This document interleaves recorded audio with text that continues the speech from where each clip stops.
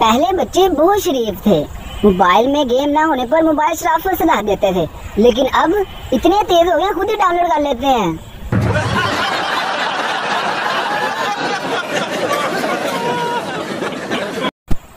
कल मेरी मशूक ने मुझे फोन पर पूछा कि कुछ जॉब वगैरह भी करते हो।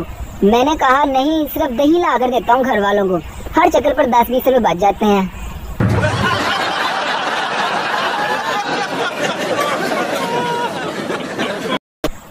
हरकत में बरकत है, मगर इसका ये मतलब नहीं कि आप खराब हरकतें करने लगो।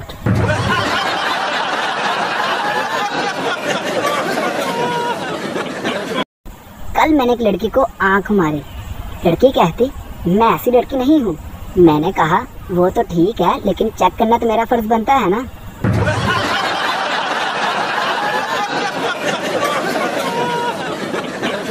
लाइफ में कभी भी गरीब की हाय और विले बंदे की राय नहीं लेनी चाहिए।